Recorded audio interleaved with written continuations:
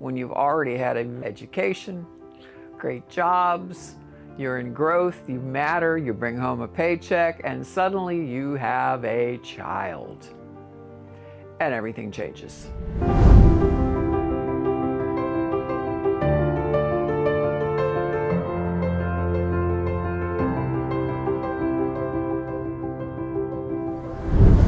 Hello, I'm Eileen Floyd, your life coach. Picture this. We're walking down an aisle of a mall together. We see two windows in a shop. One window says, Happy Easy Life. The other window says, Unselfishness, Christ-like character. So there's a really long line under that easy life. People are coming right out the door. Not too many people in the line that says unselfishness. But I'll tell you who is in that line. Every single mother ever put on the planet. Every mother. Because if there's one thing that you're going to learn, it's that when God invented motherhood, He invented the number one straight road to being unselfish, to possessing and moving in unconditional love, and putting the needs and the desires and the wants of others above your own.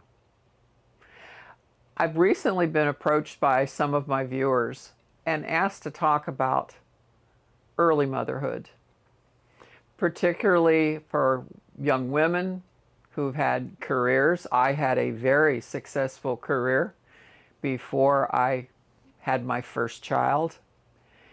And they were sharing with me some concerns, even a little guilt they were carrying, because that road to easing into motherhood with a brand new baby, usually it's the first, it can be the greatest culture shock.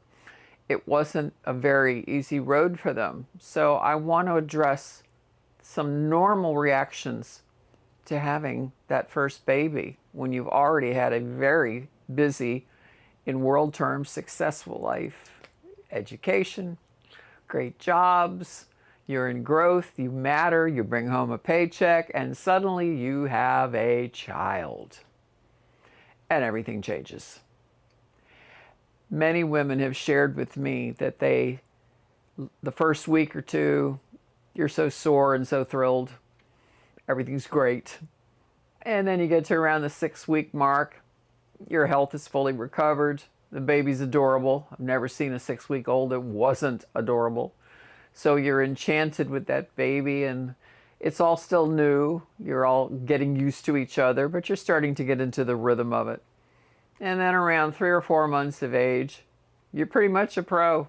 You can carry that baby in one arm. You don't panic walking through a doorway that you're going to hit their head on the doorway anymore. You start relaxing into the role.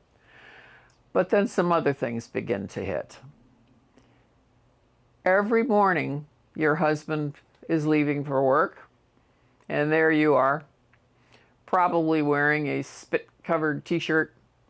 You have not showered, you have not washed your hair, you are certainly not wearing makeup, and you give him a quick kiss and a hug, and out the door he goes, and there you are with this little person who now is the center of your world and who dictates every hour of your day. That's not easy. Let's call it what it is. It's hard to be an unselfish mother. It's difficult. So there you are with that baby.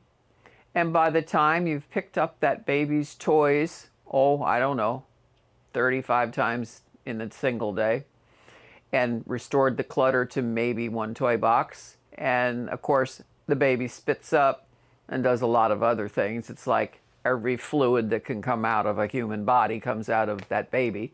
So we've gone through multiple changes of clothes, and we probably had to run at least 1 or 2 loads of laundry, and then we're trying to feed this child, and we're trying to plan dinner for our husband, and we're, gets better, trying to get out of the house, run some errands, get to the grocery store. Whew. It does not end.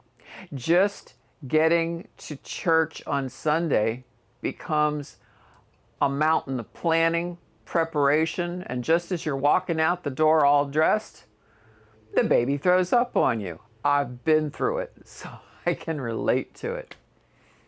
But you could start questioning something through all this around the third, fourth, fifth month. You can begin to question your self-worth because it's almost as if you are erased. When we are conscientious mothers, we literally put ourselves on a back burner. Everything we talk about, everything we're focused on, it's our family, our husband, and that new baby. We plan our outings around the baby's naps. We've planned family get-togethers around the baby's schedule. Everything we do is to protect and care for and teach and nurture that baby. I'm pretty sure that if some adult children were to ask their mothers, what was your life like before you became a mother? Tell us a little bit about who you were then. The answers would be so dramatically different, such a contrast to the mother figure that those kids have come to know and accept as, oh, well, this is mom, this is who she is. I want to encourage you with a few things. You know, in Titus 2, the Lord says something very interesting. This jumped out at me decades ago, that the older women of the church, we are supposed to teach the younger women how to love their husbands and their children. Isn't that kind of an odd thing to say? Because when I was young and blissfully ignorant, I thought, well, of course I love my husband. Of course I love my child. Well, and the truth is, I did love them. But as the years passed, as the tedium of being a full-time, hands-on mother increased, I'm going to tell you this. Love moves from philios love, I love you because you make me feel good, to agape love. I love you because I choose to. I love you no matter how much you exhaust me, defeat me, worry me, concern me, erase me. I love you. And if you want to pursue a life of selfish growth in the character of Christ, I can't think of any greater path than that of motherhood. So I want to encourage you, young mothers.